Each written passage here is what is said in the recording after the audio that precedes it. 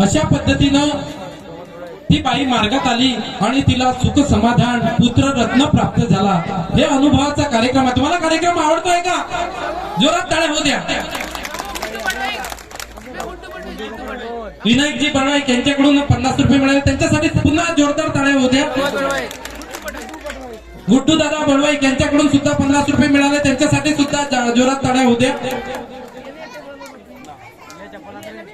समीर दादा बडवाईक यांच्याकडून सुद्धा 50 रुपये मिळाले, त्यांच्यासाठी जोरात टाळ्या होऊ द्या। अशीच प्रस्तुती सादर करत तुम्हाला कार्यक्रम बोर तर नाही होत आहे ना? नाही ना? आवडत आहे ना?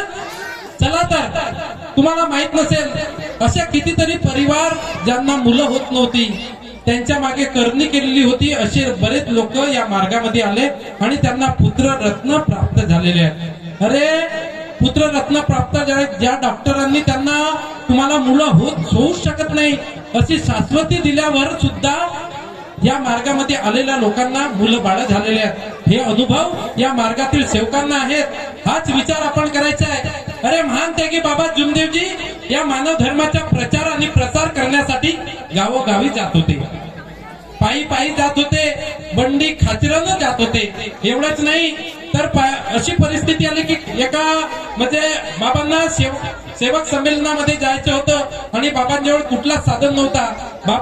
बाबांना त्या ठिकाणी पोहोचायचा होता। सकाळी 5 वाजता घरून पायी पायी निघाले आणि सेवक संमेलनाच्या वेळेवर त्या ठिकाणी वेळेवर पोहोचले।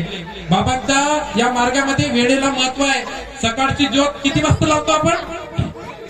किती? 5 ते 5:30। या मार्गामध्ये येणारा प्रत्येक व्यक्ती 5 म्हणजे 5 टायमाचा पक्का आहे, बरोबर ना?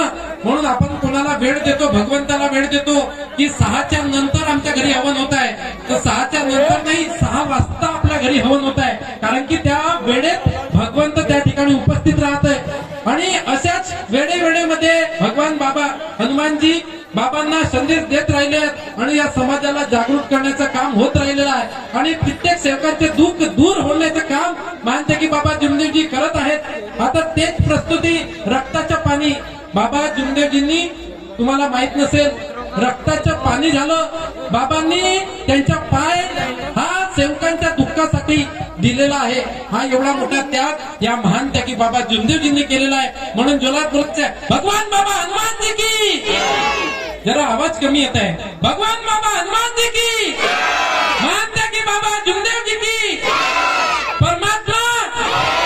चला तर, रक्ताचं पाणी या महान त्यागी बाबा जुमदेवजींनी या मार्गाच्या सेवकांसाठी केलेला आहे। म्हणून ती प्रस्तुती आमच्या कार्यक्रमाची महत्वाची प्रस्तुती या ठिकाणी सादर करतोय। जोरात टाळ्या होऊ द्या। चल रे बापू।